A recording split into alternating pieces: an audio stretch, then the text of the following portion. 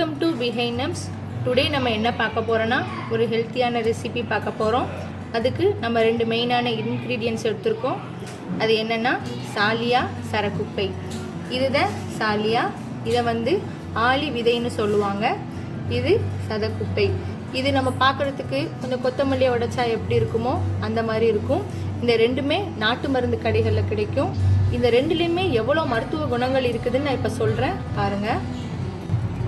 இந்த ரெண்டுமே பெண்களின் எல்லா வகையான கர்ப்பப்பை பிரச்சனைகளுக்கு ஒரு நல்ல மருந்து. அதனால தான் எங்கள் ஊரில் குழந்தை பிறந்ததுக்கு அப்புறம் இது செஞ்சு தருவாங்க. இப்போ ஆளி விதையோட நன்மைகள்னு நம்ம பார்த்தோம்னா இது புற்றுநோயை தடுக்கிறதுக்கு ஒரு நல்ல மருந்து. அது மட்டும் இல்லை, இது இதய நோய் பராமரிப்புக்கு சிறந்த மருந்தாக இது செயல்படுது. அது மட்டும் இல்லைங்க, இது சிறுநீரக ஆரோக்கியத்திற்கும் சருமம் மற்றும் தலைமுடி பிரச்சனைக்கு இது ஒரு நல்ல மருந்தாக பயன்படுகிறது. சொல்லப்போனால் ஒட்டுமொத்த உடல் ஆரோக்கியத்துக்குமே இந்த ஆளி விதை நல்ல ஒரு மருந்தாகவே இருக்குது. சதக்குப்பை. இந்த சதக்குப்பையில் உள்ள மருத்துவ குணங்கள் என்னன்னு பார்த்தோம்னா இது கர்ப்பப்பை பிரச்சனைக்கு ஒரு நல்ல மருந்து. இது ஹார்மோன் பிரச்சனையை இந்த சதக்குப்பை தீர்க்குது. பால் சுரப்பை அதிகரிக்குது.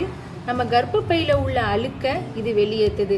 அது மட்டும் இல்லை, இது செரிமான சக்தியையும் தூண்டுது. ஆக மொத்தம் இந்த ரெண்டோட மெயினான நன்மைகள் என்னன்னா பெண்களோட கர்ப்பப்பையில் உள்ள எல்லா பிரச்சனைக்குமே இது ஒரு நல்ல தீர்வாக இருக்கும். இப்போ இந்த ரெண்டையுமே வச்சு செய்யக்கூடிய ரெசிபிக்கு எங்கள் ஊரில் சாலியாக்கரின்னு சொல்லுவாங்க. இது கீழக்கரையிலே ரொம்ப ஸ்பெஷல் தான். இப்போ இதை எப்படி செய்யலான்னு பார்க்கலாம். இதுக்கு நான் ஒரு பட்டை, ஒரு துண்டு பட்டை, ஒரு டேபிள் ஸ்பூன் மஞ்சள், இது மூணையுமே சேர்த்து நல்லா மிக்சியில் அரைச்சிக்கோங்க. இப்போ நம்ம இதை நல்லா பவுட்ரு பண்ணியாச்சு. நான் 1.5 முடி தேங்காய் எடுத்து வச்சுருக்கேன். 1.5 முடி தேங்காயில் கட்டிப்பால் தண்ணிப்பால்னு எடுத்து வச்சுருக்கேன். இப்போ நம்ம அரைச்சி வச்ச பவுடரை இந்த தண்ணிப்பாலில் போட்டு நல்லா மிக்ஸ் பண்ணிக்கலாம்.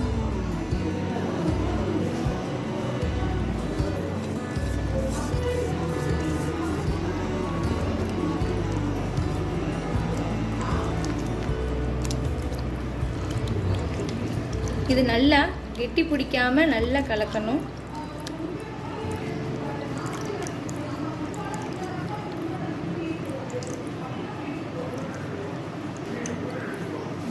இப்போ நம்ம இதை ஒரு பேனில் ஊற்றிடலாம்.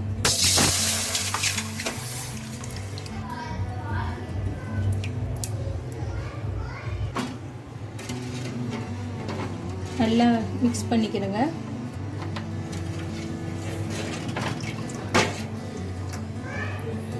இப்போ நான் இதில் 8 பல் பூண்டு, 1 டீஸ்பூன் வெந்தயம், 1 பட்டை இதில் நான் ஆட் பண்ணுறேன்.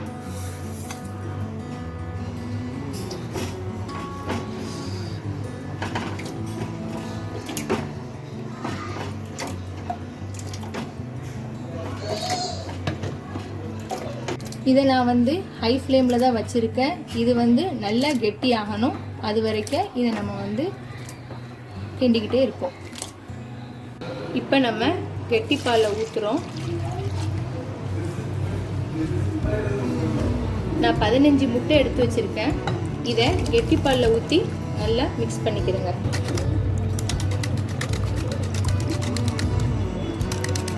முட்டையும் தேங்காய் பாலும் நல்லா மிக்ஸ் ஆகணும். அது வரைக்கும் நல்லா கலக்குங்க. இப்போ நம்ம இதை ஊற்றிடலாம்.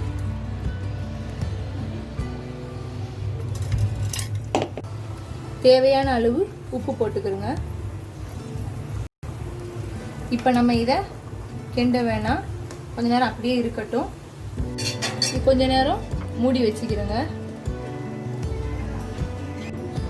ஒரு 3 மினிட்ஸ்க்கு அப்புறம் அடி பிடிச்சிடாம கிண்டுங்க.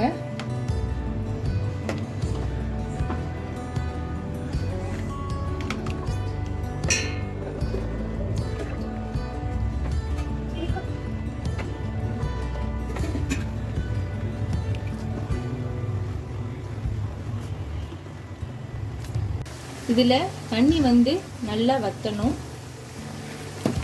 வத்துற வரைக்கும் நல்லா கிண்டிகிட்டே இருங்க.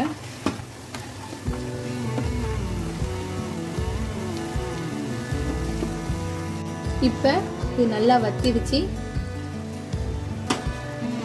நான் 100 ml நல்லெண்ணெய் இதில் ஆட் பண்ணுறேன்.